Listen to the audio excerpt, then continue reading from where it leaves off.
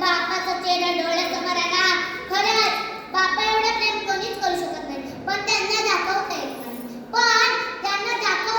नाही. आपण आपल्या वडिलांचा नेहमी आदर केला पाहिजे.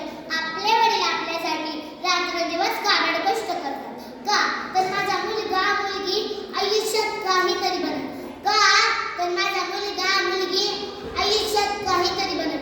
पण आजकालची मुलं सोशल मीडियावर एवढे व्यस्त आहेत की त्यांना आपल्या बापाच्या कष्टाची किंमत नाही.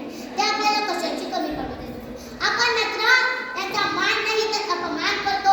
आपले वडील आपल्याला लहानाचं मोठं करतात आणि आपण त्यांना वृद्धाश्रमात घालतो. काही आपली संस्कृती आहे का?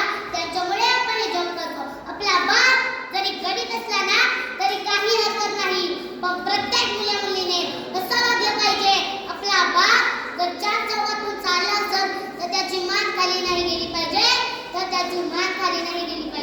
आतापर्यंत आपल्या बापामुळे आपल्याला ओळखत होते.